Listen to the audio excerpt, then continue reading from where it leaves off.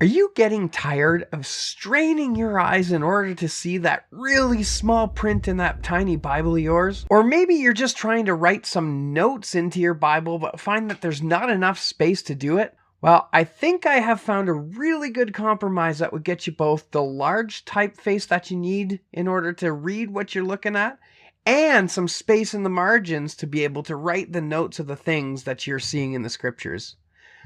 Today, we're going to take a look at the New King James Version wide margin, large print Bible as produced by Thomas Nelson. So as a quick disclaimer, this has been sent to me by them in order for a fair and honest review.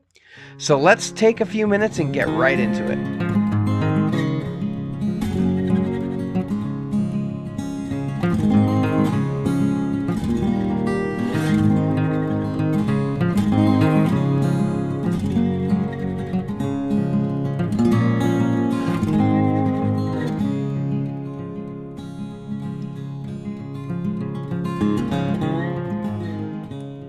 Hey guys, it's Dwayne here. So today we're going to be taking a look at this New King James Version large print, wide margin. That's right.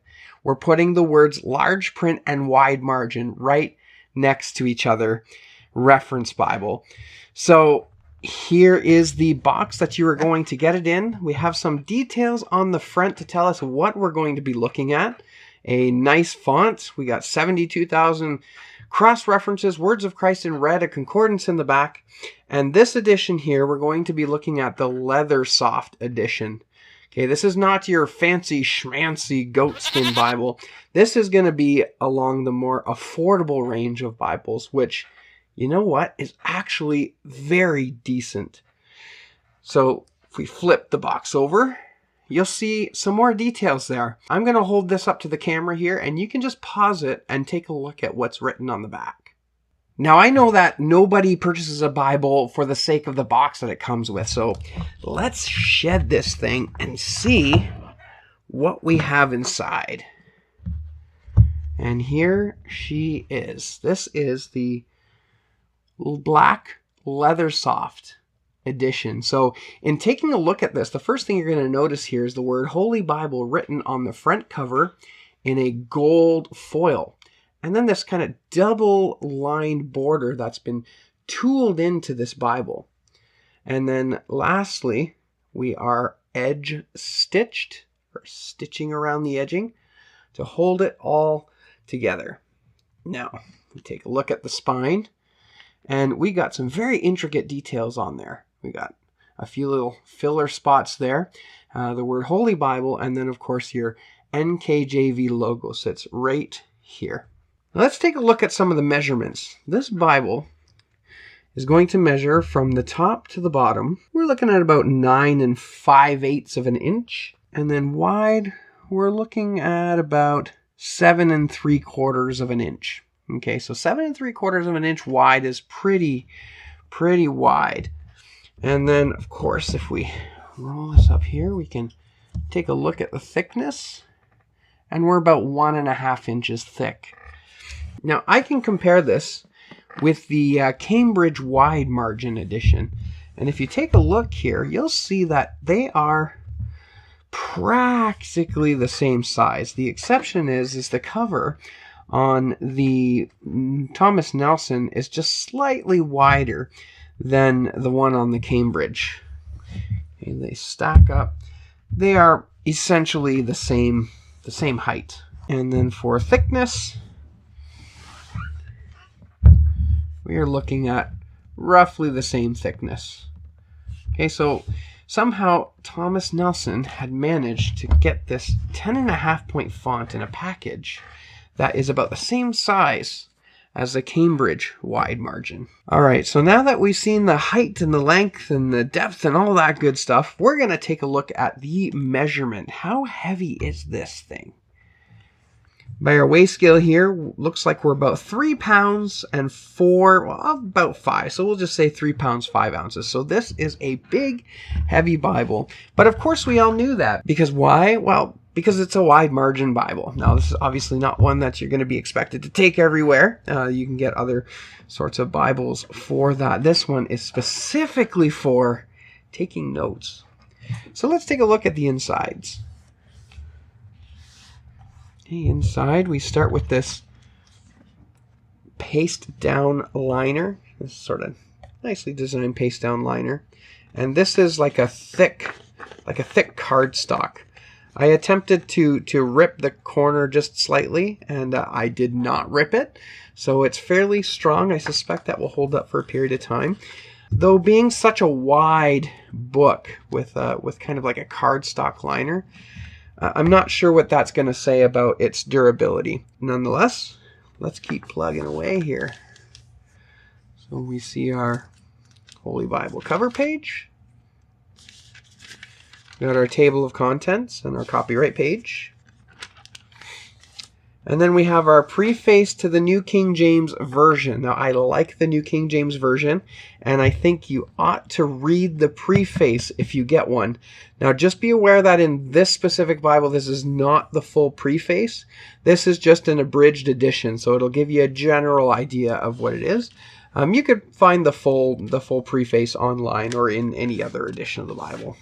And then this brings you right into the Bible itself. So no nonsense, straight into the text. And that's the way it should be, right? Let's take a quick look at a couple things here. The books come with this introduction, so you're going to get an idea of who the author is and who the theme is. This is provided for every book in the Bible. It gives you a little bit of context. It's good to read, but we know it's not scripture, right? The scripture's this stuff here. And what you're going to get is this 10.5 point font. Now that is large. Like just looking at it, it's like 10.5. Like I'm used to seeing stuff in 8 or 9.5. I have the single column reference, which is probably my everyday carry, and that's a 9.5. And this looks significantly bigger than that. Like it really jumps off the page. You'll notice too that we have the margins along the side. This is a wide margin. Let me flip over maybe like the historical books here. The margins there on the outside, not much on the bottom and not much on the top, and they seem to have kind of skimped out a little bit on the wide margin on the inside there. Now, I know most people don't like to write in them, but if you're going to do like a double column format like this, it's nice to have the ability to write notes pertaining to the verses on the side you're writing them on, right? We do get the one margin on the outside. Would love to see more, but this is where we get into the kind of trade-offs that you're going to get for a book like this. If you want the big font, you have to get it from somewhere. They could have made it like 2 inches thick, or like Thomas Nelson had decided to do here, was to make the margins on the outside wide and kind of leave everything else normally. Now the margin size you're going to see is going to be just over 1 inch. We're almost at 1.25 inches. One thing to notice here is you're going to see the references at the bottom, and the references have the verses they're referring to in a nice red, easy to find font. So if you're reading in verse 20 and you go to verse 7, you can come down here right there almost immediately. You'll see that, and you can see the reference to Judges 19:30 in there. So that's good. Along with that, it would have been nice to see some of the verse numbers here come in either bold. And I know it's a verse by verse and you should see it on every line and it's indented, but just something to make it pop just a little bit more, maybe a different color verse number or maybe bold in it a little bit, I think would be helpful. But nonetheless, it does the job and it looks great. Now let's flip over to the book of Psalms. And you'll see that the book of Psalms and a lot of other poetry sections in the Bible is in poetic setting. So that is very good. I'll show you a couple more pages here. Got some poetic settings there. And then if we flip on over to the New Testament, we are going to see that the words of Christ are, in fact, in red. So this is a red letter edition. The red that is printed out in here is quite good. I've got my trusty MEV here. I will review the MEV translation itself at some point in the near future, but this specific Bible, I've actually been using it because this is a really good example of what poor red lettering looks like. Okay, so you can see, let me just hold this up. You see how bright that is? That's almost like a neon pink. Okay, this is what it looks like when the red lettering is done poorly. Now, this specific edition of the MEV I purchased for super cheap. I found it on sale for like $5 or something. Just picked it up. But that gives you an idea of the type of red lettering that we see in these Thomas Nelsons. You'll notice that it's a little bit darker. And that's nice. It's easier to read. It's not so hard on the eyes. And that's what we like to see. Now, if we continue flipping on over here, we're going to find ourselves near the end of the Bible. And right after Revelation 22:21, we go, boom, right into the concordance. Bring this up here. Now, the concordance is laid out in 3 columns like that. Again, it's not as small as a concordance normally is. It looks like these have been made a little bit bigger, so it looks like it might be a 7.5 or an 8-point font with the words you're looking at in red and everything else indented. So very easy to find, very well laid out concordance. We're just going to keep flipping on through here until we get to the end of the concordance. Right there. Oh. Yeah, there you go. After the end of the concordance, we get a little reading plan in there. So this is your typical morning, evening. Your morning reading is typically going to be the New Testament with your evening reading as the Old Testament. And then we have our maps. And they are going to be on kind of like a shiny cardstock. We see this before. I know some people prefer to see them on regular Bible paper. That's nice. But this does the job as well. So these are your typical Thomas Nelson maps. And that is our kind of tour through the New King James Version wide margin. So the last thing to do is I like to do the Genesis 1:1 and the Revelation 22 test. And that's where we open our Bible up to Genesis 1. And we'll see if it remains open. It does. And we'll go all the way over to Revelation 22. And we will see that it too sits flat. So while you're using this Bible on your desk, it will sit flat just like that. All right. Now the next thing I want to do is I want to do a quick test to see how the 36 GSM paper holds up to marking. So what we're going to do is we're going to flip on over to the Gospel of John, chapter 3, verse 16. This is the quintessential verse that everybody knows. And I'm going to highlight this using this Z-Bright Bible highlighter. And we're going to see how much it shows through the other side. So let's do this. Here we go. For God so loved the world that he gave his only begotten Son. Whosoever believes in him should not perish, but have everlasting life. Now let's take a look and see if there is any bleed through on the other side. And you know what? That actually looks pretty good.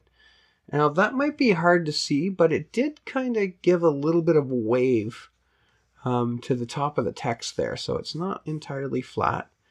Now, like I suggested before, this is like a 36 GSM paper, so it's a bit thicker, meant to be used in this way. And since it's a wide margin, we are going to be writing and highlighting a whole bunch of stuff in it. But show through, not so bad. Bleed through, I don't see any at all. So that looks pretty good. We can try another verse. I like 1 John 4:4. Greater is he that is in me than he that is in the world. Let's give that one a quick highlight. And I'm going to do this in blue ink, or in a blue highlighter. And we'll see. Because greater is he that is in you than he who is in the world. Let's see. Now, if we take a quick look, we're going to flip the page and see. Same thing. We got a little bit of that sort of rippling going on. And that's pretty good. Like you can see it through a little bit, but it doesn't seem to be bleeding through. So that is excellent. So now we're going to take a quick marker test here. I got the Pigma Micron. This one has been used significantly, but there's still some life in it. And what we're going to do is we're just going to do a little test. We'll say somewhere in the back here, right on our concordance. It's the same paper. And if we just kind of write a little, just say a little test here. And let's see how that rolls out. That is actually pretty good. So this is what we look like on the back side of the page. Again, there's no bleed through. You can see through it a little bit. You're getting a tiny bit of ghosting on that, but it's not actually bleeding through the page. So that is quite good. That about wraps up our tour of the New King James Version Wide Margin Large Print Reference Bible. Boy, that's a mouthful. So it wouldn't be complete if we didn't mention price. So if you take a look at the box, I will get that right up here. And USD, you can see that it's listed for $59.99. Now, as of right now, taking a look at Amazon, it seems to be about $15 off, so you can purchase that for $45.67. I will leave a link below, which is going to be this way because my camera's up there. And you can take a look in the description. We'll have a link, and you can purchase that if you like. Let's go back to my other camera view, and we're going to take a look at what my final conclusions are on this Bible. Well, after taking such a good look at this Bible, would I recommend you to purchase this? At a recommended MSRP of $59.99, this is actually quite good value for what you're getting here. Currently on Amazon, you can get it on sale for, I think it's $45.57 USD, which is a phenomenal deal for what you are getting in this package. Now, I have to say a note before I say who it's recommended for, because when you're putting a Bible like this together, there's often a lot of needs and wants that come along with that. There's a lot of things that go into considering how to put one of these Bibles together, and there's often trade-offs that need to be made. Like, for example, you could have a Bible with 30-point font if you really wanted to, but you might end up with one that's like this thick. And I don't think anyone would really want to lug that around. So there are limits. Of course, with a wide margin Bible, you need paper thick enough in order to be able to write in it without seeing anything come over on the other side. So with those constraints in mind, they were able to give us a Bible with a large double column verse by verse format in 10.5 font. But they had to sacrifice a little bit on the wide margin portion of it. As you've seen in the demonstration there, we have margins on the outside, but they really cut the margins on the bottom sides and the inside. So what I'm suggesting is that this Bible is perfect for somebody who may not want to look at such small font, but would like a little bit of room in the side margins to put their own notes in.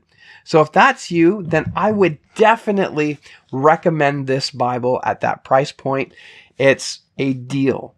Now, if you are the type who wants more space and could care less about font, you could go with something like the Cambridge Wide Margin, which gives you plenty of space in the margins to go at.